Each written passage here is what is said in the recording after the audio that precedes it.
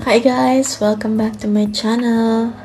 Today, magluluto tayo ng spaghetti bolognese.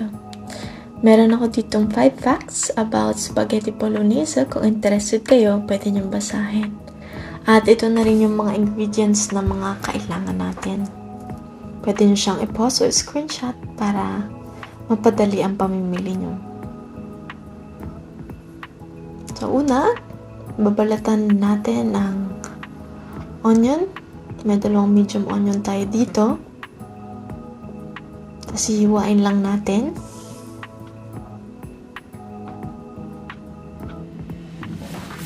Pero hindi pa pino yung pagkahiwa natin kasi may food processor tayo, no?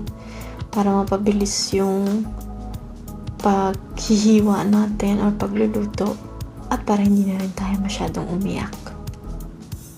Lagay lang natin yun dyan. Electric itong gamit ko.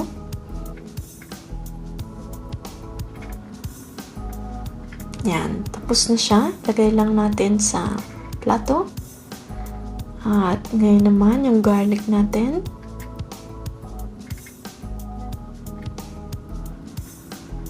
Balatan lang natin siya. At hiwain din katulad nung sa onion.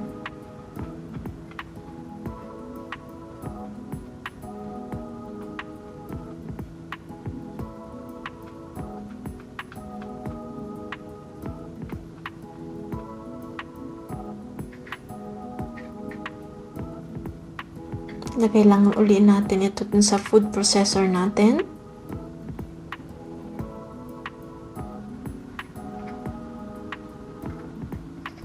Itabi uli sa plato. At kunin naman natin yung carrot natin. Balatan.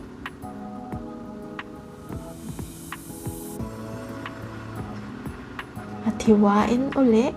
Katulad nung sa garlic at onion. Para mailagay natin sa food processor.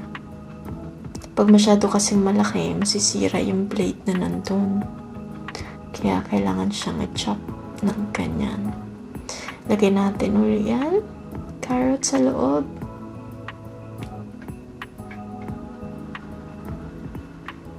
Yan. Tapos na. Ito na yan. Yan. Meron na tayong ready na kaserola, no? Nilagyan ko ng olive oil. Una natin ilagay yung garlic at onion. Pagkatapos isunod din natin kaagad yung carrot. Pagkatapos yung karne. So malakas yung apoy ko dito kasi gusto ko na medyo magkaroon ng kulay yung ating karne, no? Tapos nilagyan ko dito ng pepper, salt at rosemary para magkalasa na siya.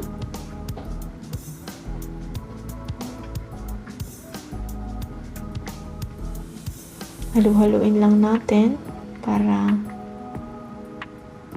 pantay yung lasa sa lahat, no? Tapos ito optional, yung bay leaf natin. Pampabango lang to.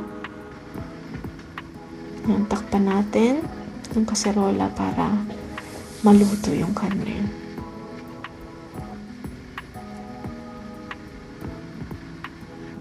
Ayan, lagay na natin yung tomato sauce. Ganong amount din ng tubig yung ilalagay natin. Pwede yung gamitin yung lalagyan ng tomato sauce para mas madali.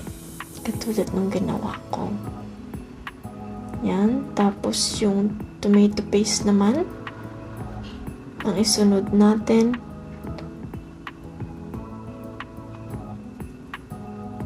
Tapos haluin lang natin para kumalat uli yung lasa. Lagyan ulit natin ng salt at pepper.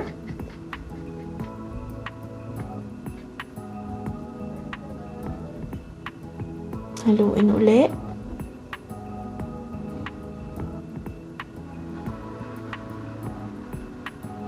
Tapos asukal para naman mawala yung konting asin.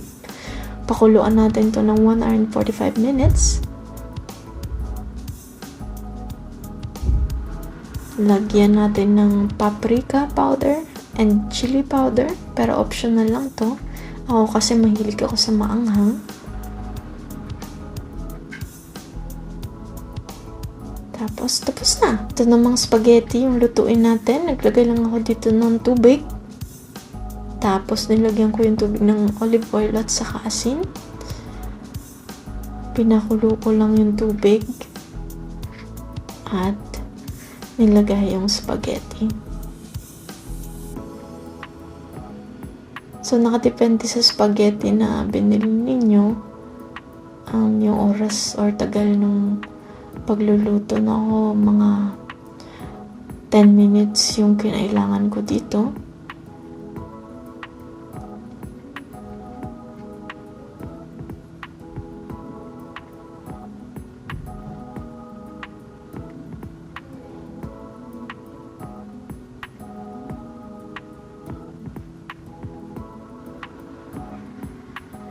Yan. Tapos na yung spaghetti. Tinanggal ko lang yung tubig and ito na. Ready na siya kainin. So, serve na natin. Ito na yung spaghetti bolognese.